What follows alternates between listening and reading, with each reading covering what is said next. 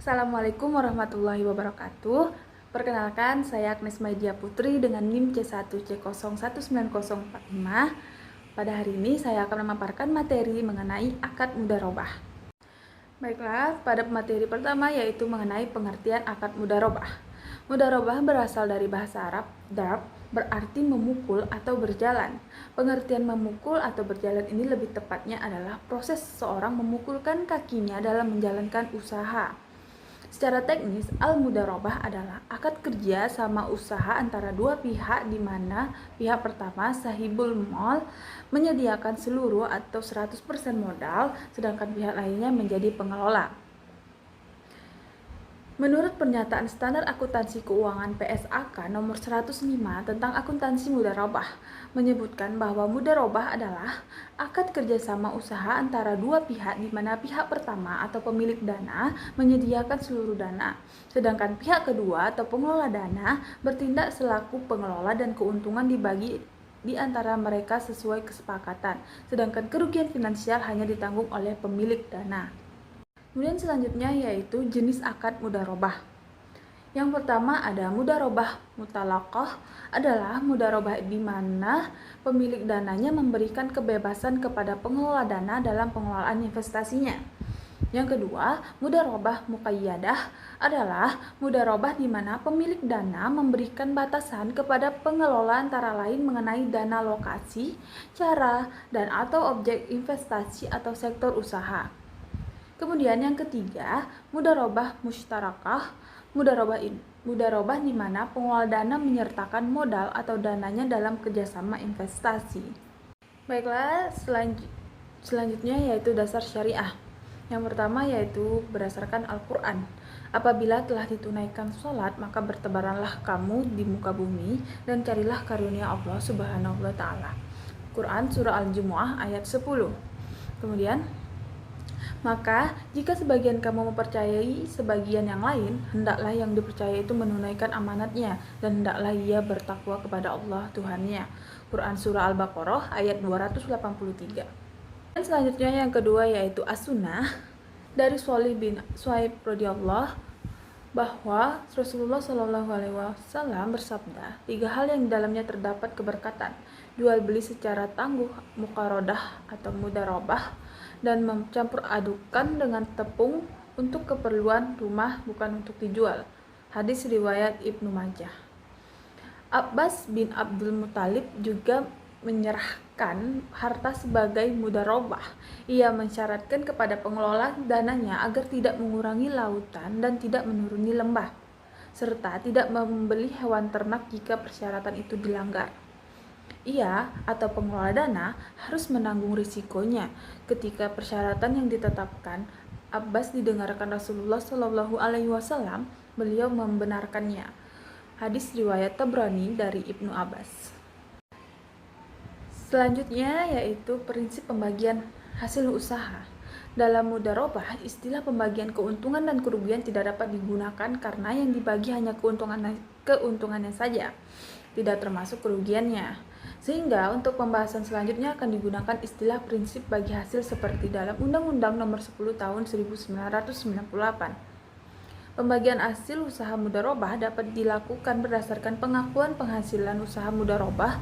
Dalam praktik dapat diketahui berdasarkan laporan bagi hasil atas realisasi penghasilan hasil usaha dari pengelola dana. Tidak diperkenankan mengakui pendapatan dari proyeksi hasil usaha. Untuk menghindari perselisihan dalam hal biaya yang dikeluarkan oleh pengelola dana, dalam akad harus disepakati biaya-biaya apa saja yang dapat dikurangkan dari pendapatan.